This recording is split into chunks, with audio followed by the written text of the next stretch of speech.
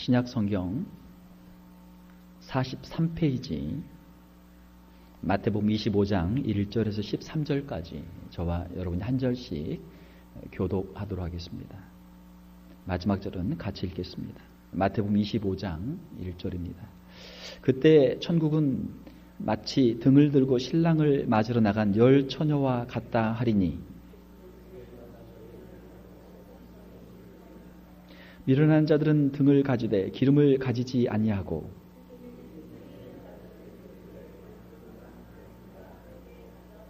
신랑이 더디 오므로 다 졸며 잘세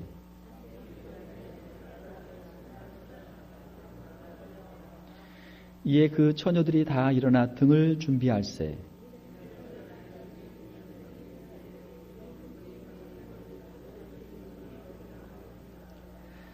쓸개 있는 자들이 대답하여 이르되 우리와 너희가 쓰기에 다 부족할까 하노니 차라리 파는 자들에게 가서 너희 쓸 것을 사라 하니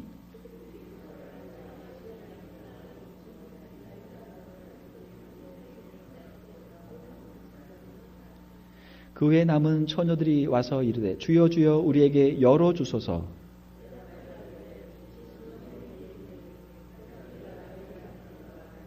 같이 읽겠습니다.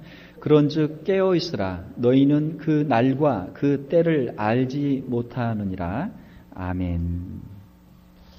오늘은 마태복음 25장 1절에서 13절 말씀을 가지고 그리스도의 신부라는 제목으로 말씀을 전하도록 하겠습니다. 올해는 우리 교회 창립 50주년을 맞이하는 해이고 우리 교회의 본질과 사명 또 성경에 나와 있는 교회는 과연 무엇인지 교회에 대해서 우리가 함께 살펴보고 있습니다. 지난주에는 교회는 가정과 같은 곳이다. 가정과 같은 교회. 우리 모든 성도들은 영적인 가족이고 예수 그리스도 안에서 한 형제 자매다. 지난주에 말씀을 드렸습니다. 오늘은 우리 교회는 그리스도의 신부다라고 하는 그런 주제를 가지고 말씀을 전하도록 하겠습니다. 교회는 무엇인가? 과연 우리 성도들은 누구인가에 대해서 우리가 여러 가지 관점에서 말을 할 수 있는데 오늘은 우리 주님께서 마태복음 25장에서 말씀하신 그 종말론적인 관점에서 우리 교회의 본질에 대해서 우리 성도들에 대해서 한번 생각을 해보도록 하겠습니다. 우리가 이 결혼이라고 하는 것 아주 큰 잔치죠. 큰 잔치죠. 우리가 뭐 드라마나 또 영화를 보게 되면 또 가수들이 노래하는 내용, 그게 오페라가 됐던 뭐 대중가요가 됐던 무엇이 됐든 간에 사람들의 그 마음 속에는 이 사랑이라고 하는 것, 그리고 또 결혼이라고 하는 것이 아주 큰 주제죠. 예수 그리스도와 우리 교회의 관계는 무엇인가?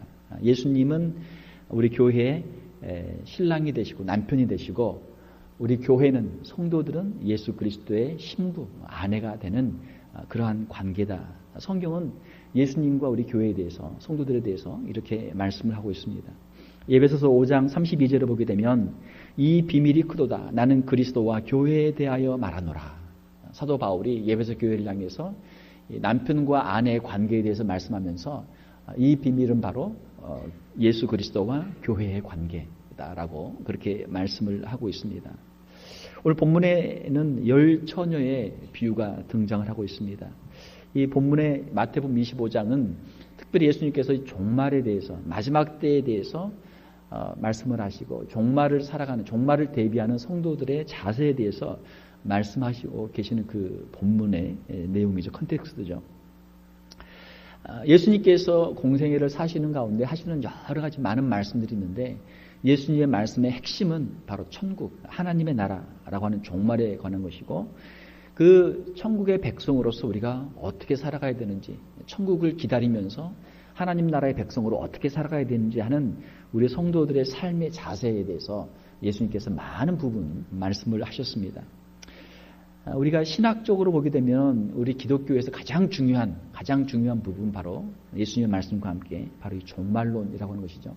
종말은 무엇입니까? 인생의 마지막, 세계의 마지막, 그리고 하나님의 심판과 천국과 지옥, 그리고 그 이후에 우리의 내세, 영원한 천국과 영원한 지옥이 어떻게 이루어지고 어떻게 그 심판이 이루어지는지 하는 종말에 관한 것이 성경에서 아주 중요한 핵심 포인트예요.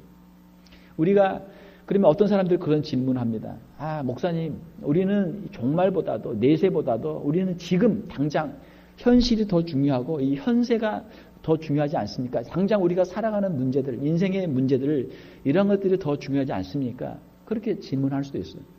우리가 살아가는 이 현재도 중요하죠.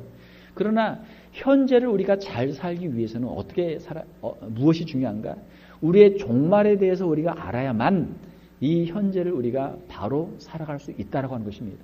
예수님이 말씀하신 많은 부분에 기독교의 윤리들이 포함이 되어 있는데, 이 윤리라고 하는 것은 과연 그 뿌리는 어디에 있는가? 윤리는 종말, 하나님의 심판, 천국과 지옥에 대한 심판과 천국과 지옥에 대한 믿음이 있을 때 우리가 현재를 어떻게 살아갈 수 있느냐라고 하는 것이 결정이 된다는 거예요. 만약에 하나님의 심판도 없고 내세도 없다면 어떻게 돼요? 종말이 없다면 어떻게 돼요? 그러면 우리는 이 세상을 그냥 마음대로 살아가는 것이죠. 마음대로 살아가요. 왜? 심판이 없으니까. 그러나 하나님의 심판이 있고 천국과 지옥이 있는 것을 우리가 알게 되면 우리가 이 세상을 살아갈 때 마음대로 살 수가 없죠. 마음대로 살 수가 없어요. 우리가 세상을 살 때도 마찬가지다. 세상에 법이 없다면 자기 마음대로 살죠. 그러나 법이 있는 것을 알고 경찰이 있고 또 판사가 있고 법정이 있고 감옥이 있는 것을 알기 때문에, 형벌이 있는 것을 알기 때문에 함부로 죄를 지을 수 없잖아요. 우리에게 심판이 있고 우리에게 영원한 천국과 영원한 지옥이 있는 것을 우리가 분명히 깨닫고 우리에게 주어진 이 나그네 인생을 믿음으로 말씀대로 승리할 수 있는 저와 여러분들이 될 수 있기를 주님의 이름으로 축원합니다. 종말을 아는 사람들, 종말을 믿는 사람들은 하나님의 말씀에 순종하며 선행을 하지만 천국을 모르고 지옥을 모르고 종말을 모르는 사람들은 자기 마음대로 살다 결국 자기 마음대로 사는 것이지만 사실은 악한 사탄 마귀의 유혹에 빠져서 세상의 죄악을 가지고 살다가 결국 함께 멸망하는 것이죠. 그러므로 종말론이라고 하는 것은 우리의 이 땅에서의 삶과 밀접한 관계가 있고, 사실은 우리가 이 땅에서 무엇을 위해 살 것인가, 어떻게 살아가야 할 것인가라고 하는 이 큰 질문에 대한 가장 중요한 그 뿌리, 근원이 되는 것이 바로 이 종말론이라고 하는 것입니다. 예수님의 재림을 우리가 사모하면서 하나님의 그 심판을 우리가 기다리면서 이 땅 가운데서 하나님의 말씀대로 성령님의 인도하심을 받아서 하나님이 기뻐하시는 삶을 살 수 있는 저와 여러분들이 다 될 수 있기를 주님의 이름으로 축원합니다. 오늘 본문의 비유에 보게 되면은 여기서 신랑이 나옵니다. 신랑은 누굽니까? 신랑은 예수님. 그리고 여기에 열 처녀가 나와요. 열 처녀는 누굽니까? 우리 성도들. 신랑을 기다리는, 예수님의 재림을 기다리는 성도들이. 그리고 등은 무엇입니까? 등은 신랑을 기다리는 사람들의 그 마음보다도 그 사람들의 그 자세, 그 사람들의 신랑이 오면 등불을 켜야 되잖아요. 신랑을 맞이하기 위한 준비죠. 신랑을 맞이하기 위한 그러한 준비입니다. 우리 성도들의 신앙의 모습이. 그러면 자, 이 열 처녀는 등이 다 있었어요. 열 처녀는 교회를 다 다닌단 말이에요. 겉으로 보게 되면 다 신앙이 있는 사람들이고 다 지금 신랑을 기다리고 있는, 예수님의 재림을 기다리고 있는 그런 사람들이에요. 그런데 문제는 무엇입니까? 그 등에 뭐가 없어요? 다섯 처녀, 슬기로운 다섯 처녀는 기름이 있고 미련한 다섯 처녀는 등은 있는데 기름이 없어요. 자, 기름은 여기서 무엇입니까? 기름은 성령을 상징해요. 성령. 기름은 그 등이 탈 수 있도록 만드는 것. 우리의 이 신앙생활, 우리의 이 교회 생활을 가능하도록 만드는 것. 참된 신앙생활로, 참된 교회생활로, 참된 주님을 사모하며 주님을 사랑하며 주님을 사모하며 기다리는 뜨거운 마음으로 우리의 신앙생활을 태울 수 있는, 우리의 신앙생활의 불을 밝힐 수 있는 것이 바로 이 기름인데, 기름은 성령을 상징하죠. 참된 신앙인들은 성령의 인도하심으로 성령과 더불어 하나님과 끊임없는 영적인 교제를 나눕니다. 영적인 생명력을 유지해요. 사람들이 볼 때는 등을 보면, 야, 겉으로 보이니까 이 사람이 등이 있구나, 이 사람이 교회를 다니는구나 알 수 있지만 기름은 등 속에 있으니까 안 보인단 말이에요. 사람들의 눈에는. 우리의 마음속에는 영적인 우리의 신앙과 성령의 역사, 하나님을 향한 우리의 사랑과 뜨거운 우리의 마음은 사람들에겐 보이지 않아요. 왜? 그건 내적인 것이고 영적인 것이니까. 그러나 그것이 중요하죠. 성령의 그 역사가 중요하죠. 이것이 사라져버리면, 이것이 없다면 우리의 신앙생활은 헛된 형식적인 그러한 외형으로 아무 등은 있지만 불을 밝힐 수 없는, 우리가 교회는 다니지만 주님 앞에 쓰임 받을 수 없는 그러한 형식적인 신자가 되고 마는 것이죠. 성령은 각자가 받는 것입니다. 개인적으로 받는 것입니다. 다른 사람이 받은 성령을 내가 나누어 쓸 수 없어요. 내 아내가 받은 성령을 내가 사용할 수 없고, 옆에 친구가 받은 성령을 내가 대신 쓸 수가 없는 거예요. 우리가 천국에 들어갈 때도 다른 사람의 믿음으로 천국 들어갈 수 없는 것이죠. 아내가 신앙생활 열심히 했으니까 남편이 아내 치맛자락 붙잡고 따라갈 수 없단 말이에요. 아내는 아내의 신앙으로 천국 가는 것이고, 남편은 남편의 신앙으로 가는 거예요. 부모님이 아무리 신앙이 훌륭해도 자녀들이 부모를 붙잡고 천국에 들어갈 수 없단 말이에요. 부모님은 부모의 신앙으로, 자녀는 자녀의 신앙으로, 각자 자기의 신앙으로 들어가는 거예요. 기름을 준비한 슬기로운 다섯처녀, 기름이 없는 미련한 다섯처녀, 이것은 오늘 우리 성도들을 향한, 이 마지막 때를 살아가는 우리 성도들을 향한 주님의 경고의 말씀입니다. 사랑하는 성도 여러분, 오늘 이 자리에 있는 분들은 한 분도 빠짐없이 다 기름 등불 준비하고 성령 충만 받아서 믿음 가지고 마지막 때 예수 그리스도를 구주로 영접하고 예수 그리스도를 제 이름을 사모하며 영원한 천국에 들어갈 수 있는 저와 여러분들이 다 될 수 있기를 주님의 이름으로 축원합니다. 슬기로운 다섯처녀는 예수님의 재림 때 어린 양의 혼인잔치에 참여하는 사람들입니다. 미련한 다섯처녀는 등이 있으나 기름이 없어서, 경건의 모양은 있으나 경건의 능력이 없어서 성령의 역사가 없는 형식적인 신앙생활을 가지고 결국은 천국에 들어가지 못하는 그러한 사람들. 사람들에게는 이 사람이 교회 다니는 사람으로 인정을 받았지만, 심지어 교회에서 어떤 직분까지도 받았지만, 하나님께는 우리의 중심을 보시고 우리의 속을 감찰하시는 하나님 앞에서는 너는 믿음이 없는 사람이다. 너는 성령이 없는 사람이다. 그 심판대 앞에서 하나님께로부터 불합격 판정을 받는 그러한 사람들이 되는 것이죠. 5절에 보게 되면은 다 신랑을 기다리는데 신랑이 더디옴으로라는 그런 표현이 있습니다. 지금 신랑을 기다리는데 신랑이 늦게 와요.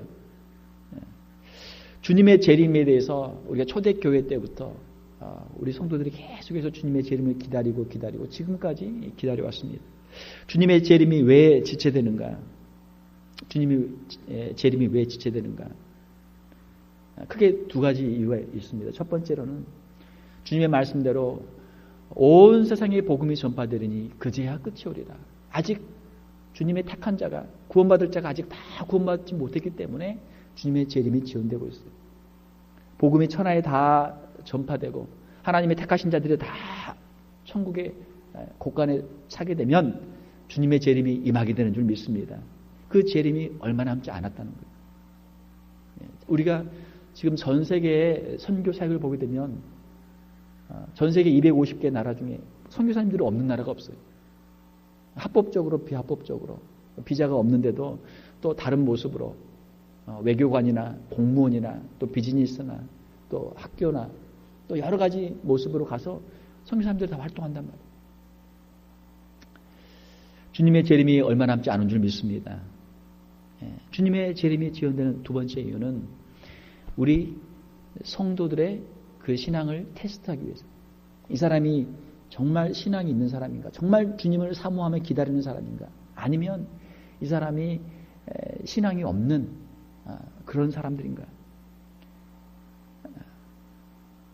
우리의 신앙은 무엇으로 테스트됩니까? 우리의 신앙은 인내로 테스트돼요. 인내. 주님을 사랑하는 사람, 천국을 사모하는 사람들은 어떠한 환난과 핍박 가운데서도 주님을 사랑하기 때문에 인내하면서 그 핍박을 이겨나가는 것이죠. 사랑하는 성도 여러분, 우리가 이 마지막 때 천국 복음 전파를 위해 쓰임받고 이 마지막 때 주님을 사랑하는 마음으로, 사모하는 마음으로 이 불같은 시련을 통과하고 주님 앞에 인정받는 저와 여러분들이 다 될 수 있기를 주님의 이름으로 축원합니다. 주님의 약속하신 대로 주님의 재림과 주님의 심판은 확실합니다. 이 세상의 종말은 확실하게 있어요. 주님이 온 세상을 우주 만물을 창조하셨던 것처럼 또 우주 만물을 다스리시고 운행하시는 것처럼 우주 만물에 대한 종말과 심판은 반드시 있습니다. 그 주님의 재림과 심판, 종말의 시기에 대해서는 우리가 모르죠. 그건 하나님의 절대 주권에 속한 거예요. 절대 주권에 속한 거예요. 그러나 그 종말은 반드시 있습니다. 자, 이 종말을 준비하는 사람들에게 두 가지 태도가 있는데 오늘 본문에 나와 있는 것처럼 기름을 준비하는 사람들이 있고 준비하지 않은 사람들이 있어요. 그들의 마지막 운명은 천국에 들어가는 사람과 천국에 들어가지 못하는 사람들이 있습니다. 그러므로 오늘 본문에 우리에게 주시는 교훈은 무엇입니까? 그것은 마지막 13절에 있는 말씀. 그런즉 깨어있으라. 자, 한번 따라서 해봅시다. 그런즉 깨어있으라. 깨어있으라. 신랑이 언제 올지 모르니까 항상 기름 등불 준비하고 깨어서 신랑을 맞이할 준비를 하고 있으라는 거예요. 사랑하는 성도 여러분, 주님이 오늘 저녁에 오신다고 해도 주님을 기쁨으로 맞이할 수 있는 저와 여러분들이 될 수 있기를 주님의 이름으로 축원합니다. 항상 깨어있어요. 항상. 오늘 오시든지 내일 오시든지 언제 오시든지 항상 주님을 맞이할 수 있는 준비로 우리가 늘 깨어있어야 돼요. 종말에 대한 성도들의 기본 자세는 항상 깨어서 근신하는 것입니다. 예수님께서 언제 재림하실지 모르지만 항상 우리가 영적으로 깨어서 주님을 사모하고 주님의 재림을 맞이할 만반의 준비를 하고 있는 거예요. 주님이 오늘 저녁에 오신다면 여러분 자녀들에게, 여러분 이웃들에게, 여러분 친척들에게 여러분 다 전도했습니까? 전도해야죠. 후회가 없도록. 주님이 오늘 저녁에 오신다고 해도 주님 저에게 주신 사명은 제가 다 감당했습니다. 저희 자녀들도 주님 맞을 준비되어 있고 우리 친척들도 주님 맞을 준비되어 있고 우리 부모님도 주님 맞을 준비가 되어 있습니다. 우리 자신이 주님 맞을 준비를 하는 것뿐만이 아니고 우리 주변에 있는 사람들에게도 복음을 전해서 예수님을 맞이할 수 있도록 후회 없는 우리의 마지막을 우리가 살아야 될 줄 믿습니다. 종말을 준비하는 성도들이 꼭 기억할 세 가지만 간단하게 말씀을 드리고 마치겠습니다. 첫 번째로 우리 교회 성도는 예수 그리스도의 사랑받는 신부들이다라는 것입니다.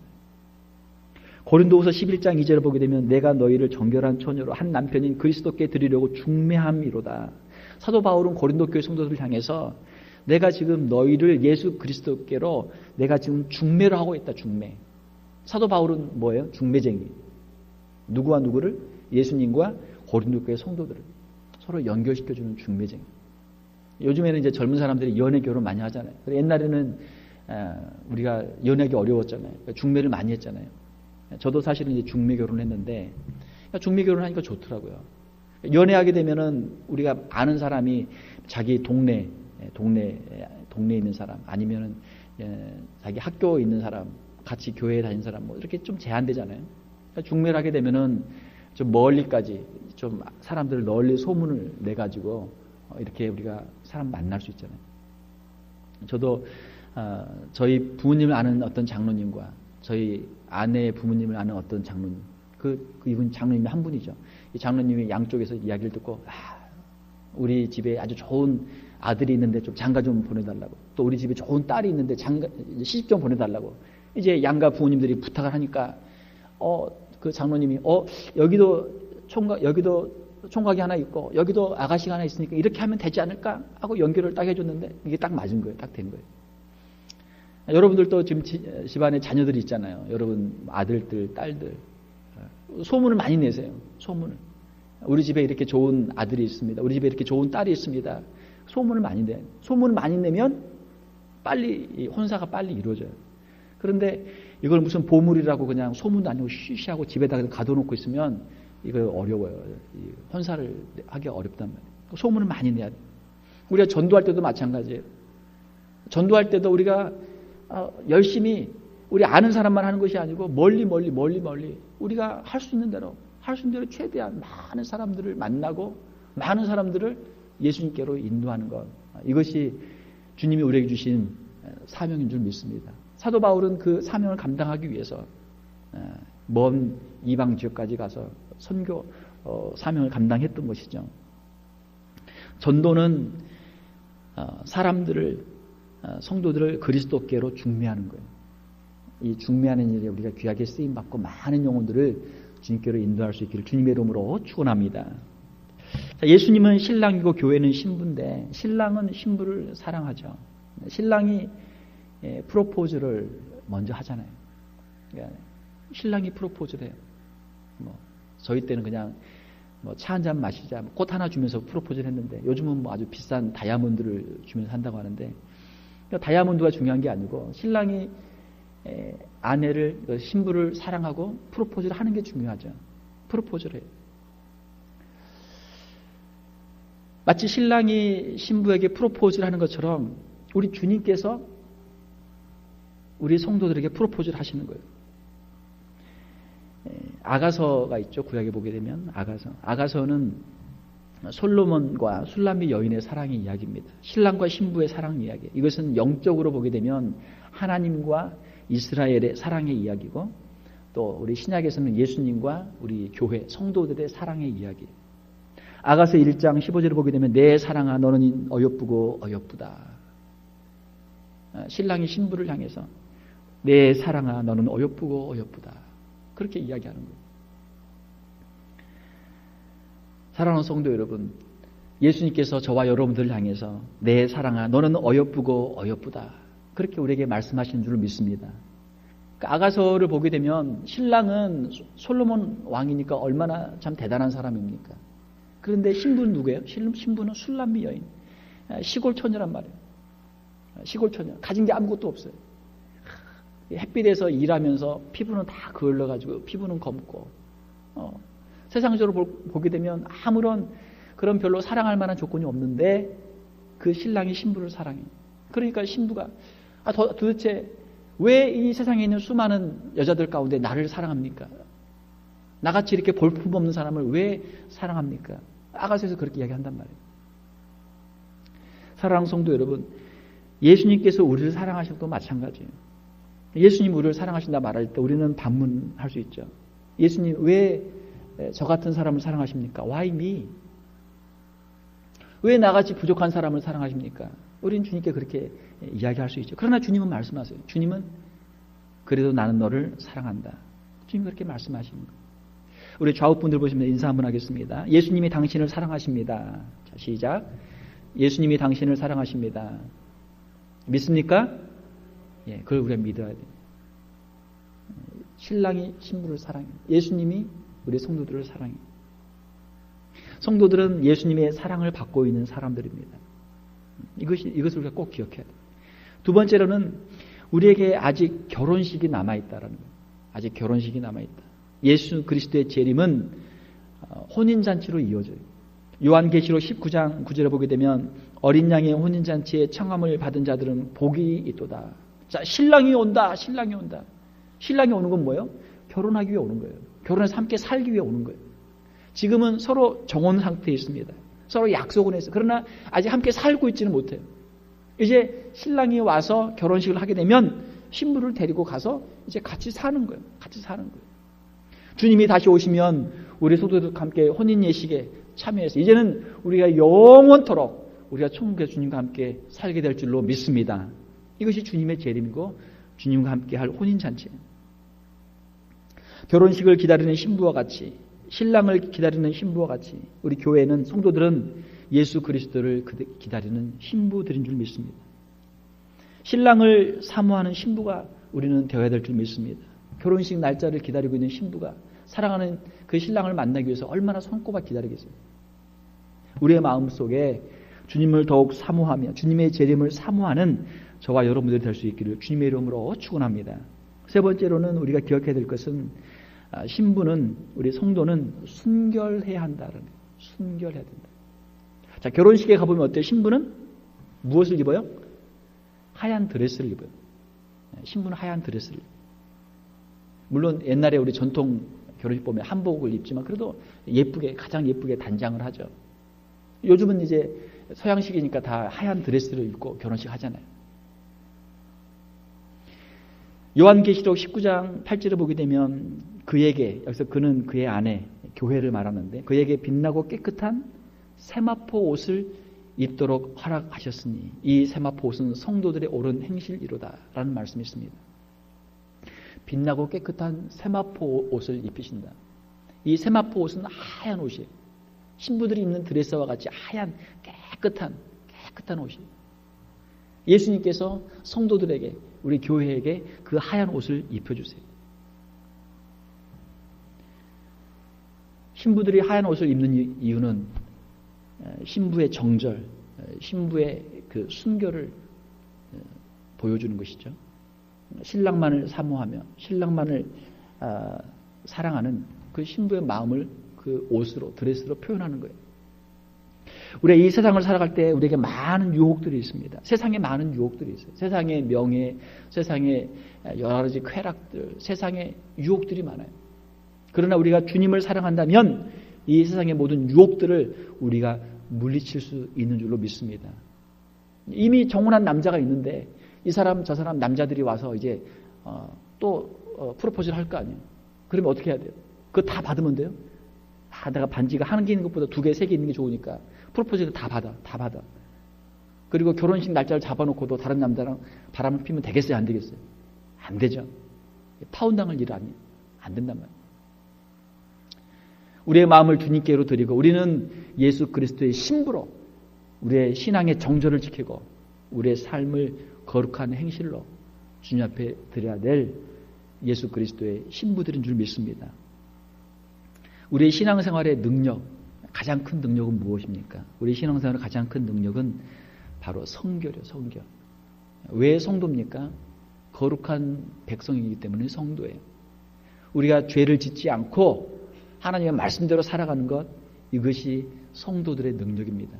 이것이 교회의 능력이에요. 이 세마포 옷은 성도들의 옳은 행실이로다. 옳은 행실. 말씀대로 살고 성령님의 인도하심대로 살고 세상의 유혹을 이기고 산 성도들의 삶. 믿음대로 자신들의 행함을 이루었던 죽은 믿음이 아니고 살아있는 믿음, 행함이 있는 믿음으로 주님 앞에 서는 성도들의 모습이 바로 이 세마포 옷이. 말씀을 맺습니다. 우리 사랑하는 성도 여러분, 우리 교회는 무엇입니까? 우리 성도들은 누구입니까? 우리는 예수 그리스도의 신부예요. 주님의 사랑을 우리가 깊이 인식하고 주님을 더욱 사모하며 이 세상의 모든 유혹을 물리치고 다시 오실 주님을 사모하며 순결한 성도로, 순결한 교회로 이 마지막 때 승리하는 저와 여러분들이 다 될 수 있기를 주님의 이름으로 축원합니다. 기도하겠습니다. 하나님 아버지, 이 시간 주님께서 우리를 부르시고 우리를 주님의 신부로 삼아주신 그 말씀을 우리가 함께 들었습니다. 신랑이 오시는데 우리가 졸며 자지 않도록 도와주시고 늘 깨어서 기름 등불 준비하고 주님을 사모하며 기다릴 수 있는 저희들 다 되게 하여 주시옵소서. 주님이 언제 오시든지, 오늘 오시든지 내일 오시든지 우리가 기쁨으로 주님을 맞이할 수 있는 저희들 되게 하여 주시옵소서.